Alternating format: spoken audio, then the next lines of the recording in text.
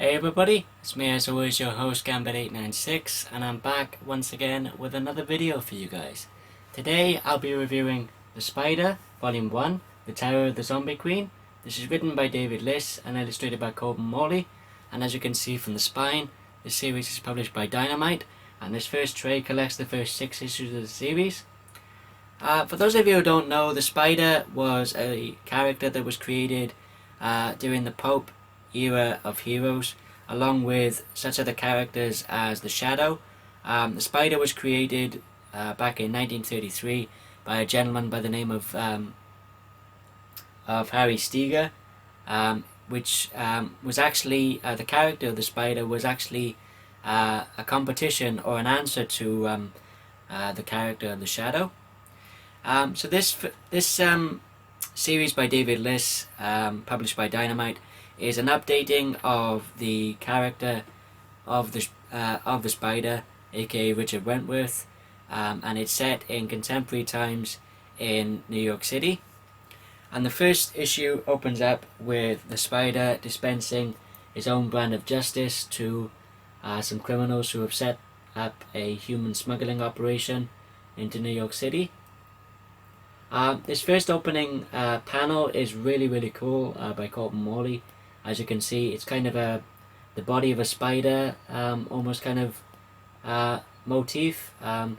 Colton Morley does some really great other great examples of some panel work in this first story arc of these first 6 issues, which I'll get onto in a bit. As you can see, there's another example of the spider brandishing his mark into one of the criminals that he's just blown away. And we find out that Richard Wentworth, in this new updated series, is a Iraq war veteran, and due to the sensitivity of his last mission before he left the army, he had to end his relationship with his longtime love interest or longtime girlfriend Nita, and upon his return to New York City, he finds out that Nita has up and married his friend Stanley Kirkpatrick, who is the police commissioner of New York City. But the fact that Richard and Nita, I do apologize. It's hinted at over the course of the story that they are still very much in love with each other. But the fact that Nita is married to Stanley and the police commissioner for New York City makes things very sociably awkward for the both of them. And at the end of the first issue, we have Richard being called in by Stanley to consult on a really weird crime scene that the New York Police Department has been called to. And we find out that this is where we meet our villainess of the first 5 issues, the character of Anput, who has modelled herself after the Egyptian goddess of the dead of the same name. Here we have another really cool example of some of the panel work done by Colton Morley in this one-page spread of some of the Spider's previous villains that he's fought. And we find out that Anput has developed a gas or a chemical weapon which, when you disperse it into the open air, it turns the average Joe into a living zombie. Once again, here's another really cool example of some of the panel work done by Colton Morley. And so the Spider is trying to, for one thing, trying to stop Anput, and at the same time trying to find a cure for this chemical weapon, which we find out that may have some possible ties to Wentworth Industries, which is Richard Wentworth's father's company. Here you can see in the bottom panels of this page with the shards of the broken glass, once again some more really cool panel work done by Colton Morley, as you can see there. And we find out that Richard has a very dysfunctional relationship with his father, due to the fact that, for one thing, the nature of the family business, being in the business of creating chemical weapons for the government, has never really sat well with Richard. Here we see another, well, our first glimpse at our villainess, Anput, as you can see there.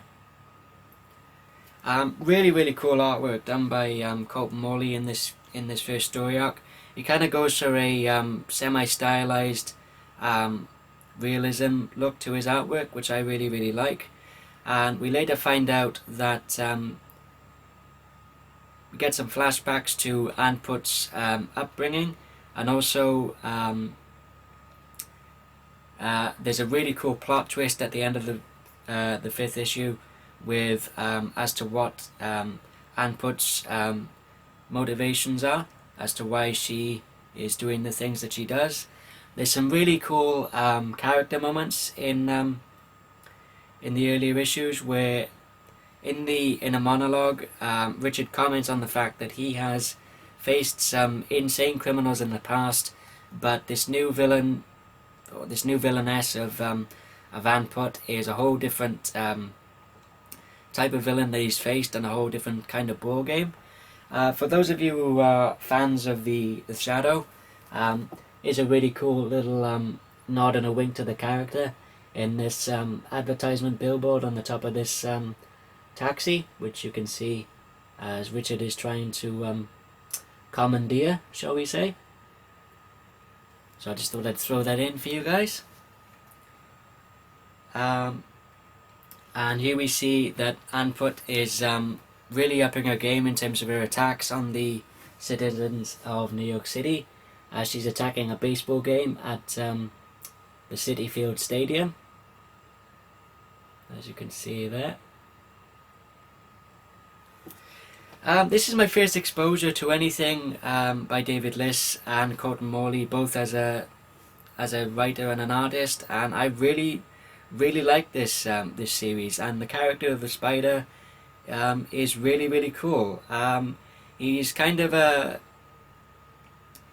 broken character in the respect that he is still paying the price for leaving Nina at the due to the sensitivity of his last mission in Iraq, and also the fact that the dysfunctional relationship with his father as well, and he's also, there's some really great lines of dialogue, which he's kind of a little bit cocky in some respects, but there's actually some pretty cool kind of laugh out loud moments from the Spider as well. Here I'll show you another example of some of the really cool action scenes towards the end, in a three-way fight between the Spider and Anput and her fellow Egyptian bodyguard, where the Spider doesn't mess around. He just kicks the guy straight off the blimp that's floating around the air in New York City, which I thought was really cool.